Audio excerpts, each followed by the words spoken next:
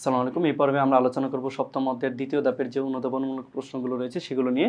তো আমরা যদি এখানে প্রথমেই দেখি বলা হয়েছে যে স্থানীয় শাসনের গুরুত্ব ব্যাখ্যা করো। তো আমরা জানি স্থানীয় শাসন বলতে স্থানীয় পর্যায়ের যে শাসন সেটাই হচ্ছে স্থানীয় শাসন। তো এখানে বলা হচ্ছে স্থানীয় স্বায়ত্তশাসন জনগণের সক্রিয় অংশগ্রহণ নিশ্চিত করে এবং তৃণমূল পর্যায়ের উন্নয়ন ও জনকল্যাণ সাধনে গুরুত্বপূর্ণ ভূমিকা পালন করে। স্থানীয় জনগণের প্রত্যক্ষ ভোটের মাধ্যমে স্থানীয় সরকার গঠিত হয়, ফলে সিদ্ধান্ত গ্রহণ প্রক্রিয়ায় জনগণের মতামত কি হয়, প্রতিফলিত হয়।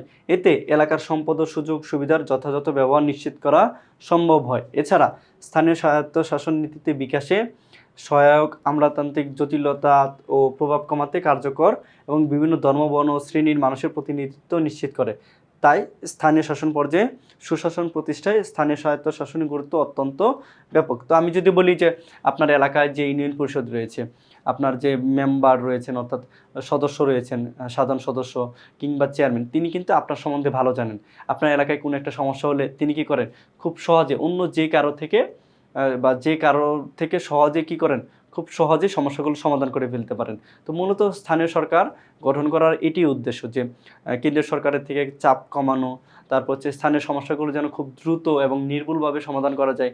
এই উদ্দেশ্যকে সামনে রেখেই মূলত এই স্থানীয় স্বায়ত্তশাসন প্রয়োজন বা এটা দরকার হয় বা এরকম গুরুত্ব পালন করে। তারপর হচ্ছে জেলা প্রশাসককে জেলার মধ্যমণি বলা হয় কেন? জেলা প্রশাসনের সর্বোচ্চ কর্মকর্তা হলেন জেলা প্রশাসক। জেলা প্রশাসককে কেন্দ্র করে জেলার সমগ্র শাসন আবর্তিত হয়। জেলা প্রশাসনের সকল গুরুত্বপূর্ণ দায়িত্ব জেলা প্রশাসকের মাধ্যমে পরিচালিত হয় এবং তিনি জেলার প্রশাসনিক কর্মকাণ্ডের কেন্দ্রবিন্দু। তাই জেলা প্রশাসককে জেলা প্রশাসনের মধ্যমণি বলা হয়। অর্থাৎ জেলা প্রশাসকের সর্বোচ্চ ক্ষমতাধারী বা পদধারী ব্যক্তির নামই হচ্ছে জেলা প্রশাসক, যার কারণে ওনাকে মধ্যমণি বলা হয়। স্থানীয় প্রশাসনের গুরুত্ব ব্যাখ্যা করো। যেটা একটু আগে বললাম যে আধুনিককালে রাষ্ট্র পরিচালনার ক্ষেত্রে স্থানীয় স্বায়ত্তশাসনের গুরুত্ব অনেক বেশি। বর্তমানে রাষ্ট্রের আয়তন ও জনসংখ্যা বিশাল হওয়ার ক্ষেত্রে একার পক্ষে রাজধানীতে বসে দেশের সর্বত্র সুষ্ঠুভাবে শাসন কার্য পরিচালনা করা সম্ভব নয়। আবার নানা বিষয়ে দৈনন্দিন নজর রাখা, স্থানীয় সমস্যা সমাধানে কার্যকর ও সঠিক সময়ে পদক্ষেপ গ্রহণ, উন্নয়ন কর্মকাণ্ড ত্বরান্বিত করা সম্ভব নয়। স্থানীয় শাসনের দ্বারা এটি সম্ভব হয়। এটি স্থানীয় শাসনের দ্বারা কেন্দ্রের মুখাপেক্ষী ও আমলাতান্ত্রিক জটিলতা মুক্ত হয়ে প্রয়োজনীয় বাস্তবতার আলোকে সুশাসন প্রতিষ্ঠান সম্ভব। এজন্য স্থানীয় প্রশাসনের গুরুত্ব কি, অনেক অনেক বেশি। পরবর্তীতে বলা হচ্ছে জেলা প্রশাসকের প্রশাসন সংক্রান্ত কাজের ব্যাখ্যা দাও। তো জেলা প্রশাসক আসলে কি করে? জেলা প্রশাসকের দেখবেন ওই তার যে জেলা থাকে ওইটা নিয়ে বিভিন্ন উন্নয়নমূলক কাজ করে, তার আন্ডারে বিভিন্ন উপজেলা ইউনিয়ন যে সমস্তগুলো থাকে, পৌরসভাগুলো থাকে, সেগুলো কাজে তদারকি করে।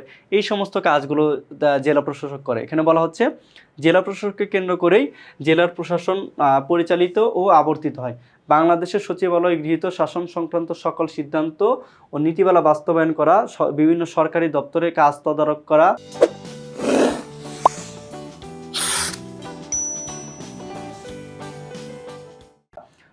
সরকারি নীতি নির্ধারণ এবং সুষ্ঠুভাবে শাসন কার্য পরিচালনায় সরকারকে সর্বাত্মক সাহায্য সহযোগিতা করা জেলা প্রশাসনের শাসন সংক্রান্ত কাজ। পরবর্তীতে বলা হচ্ছে বাংলাদেশের প্রধান নির্বাহী কর্মকর্তা পদমর্যাদা ব্যাখ্যা করতো। আমরা জানি বাংলাদেশের প্রধান নির্বাহী কর্মকর্তা হলেন প্রধানমন্ত্রী, তিনি হচ্ছে বাংলাদেশের সরকার প্রধান, কিন্তু বাংলাদেশের রাষ্ট্রপ্রধান হচ্ছে রাষ্ট্রপতি। প্রধানমন্ত্রী সংসদের নেতা এবং তিনি কি করেন, মন্ত্রিসভা গঠন করেন এবং তিনি তার দলের সবথেকে আস্থাভাজন একজন ব্যক্তি।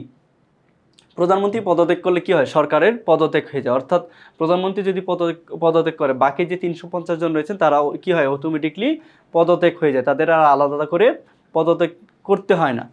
তাকে কেন্দ্র করেই শাসন ব্যবস্থা পরিচালিত হয়। রাষ্ট্রপতি সংসদের অধিকাংশ সদস্যের আস্থাভাজন সংসদ সদস্যকে প্রধানমন্ত্রী হিসেবে নিয়োগ দিলেও রাষ্ট্রপতি প্রধানমন্ত্রীর পরামর্শ অনুযায়ী কাজ করেন। সংবিধান অনুযায়ী প্রধানমন্ত্রী তার শাসন পরিচালনার জন্য সংসদের নিকট দায়ী থাকেন। অর্থাৎ প্রধানমন্ত্রী সবার শীর্ষে অবস্থান করলেও তিনি কি করেন, তার কাজের জন্য সংসদের নিকট বা আইনসভার নিকট দায়ী থাকেন। আর কারণ কি, কারণ উনি যদি কোনো ধরনের অন্যরকম কাজ করেন বা উল্টাপাল্টা কাজ করেন, তাহলে কি সংসদের ইখতিয়ার রয়েছে তার বিরুদ্ধে ওই যে আপনার অনাস্থা ভোট নিয়ে আসার জন্য, ওইটার মাধ্যমে কি করা সম্ভব, প্রধানমন্ত্রীকে অপসারণ করা সম্ভব। পরবর্তীতে বলা হচ্ছে জনকল্যাণী স্থানীয় স্বায়ত্তশাসন ব্যাখ্যা করো। তো স্থানীয় স্বায়ত্তশাসন বলতে নির্দিষ্ট এলাকা ভিত্তিক জনগণের শাসনকে বোঝায়। সংশ্লিষ্ট এলাকার জনগণের নির্বাচিত প্রতিনিধিদের দ্বারা তা পরিচালিত হয়। প্রতিনিধিরা তাদের কাজের জন্য কি থাকেন? জনগণের নিকট দায়ী থাকেন।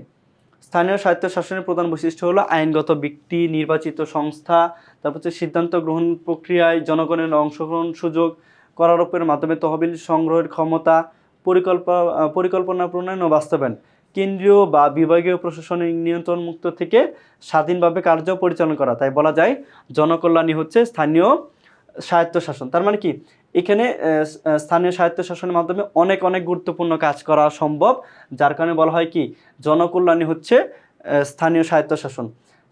স্থানীয় স্বায়ত্তশাসন ব্যবস্থা কিভাবে গণতন্ত্রের ভিত্তিকে সুদৃঢ় করে। তো হচ্ছে আমরা যদি বলি যে স্থানীয় সমস্যাগুলো কি করা হয়, এই স্থানীয় সরকারের মাধ্যমে কি করা হয়, আপনার এই সমস্যাগুলো সমাধান করা হয়। যার কারণে বলা হচ্ছে কি এখানে আপনার এই গণতন্ত্রটা হচ্ছে কি হয় আরও স্থানীয় পর্যায়ে পর্যন্ত যায়, যার কারণে কি হয় গণতন্ত্রের ভিত্তিকে আরও সুদৃঢ় করে।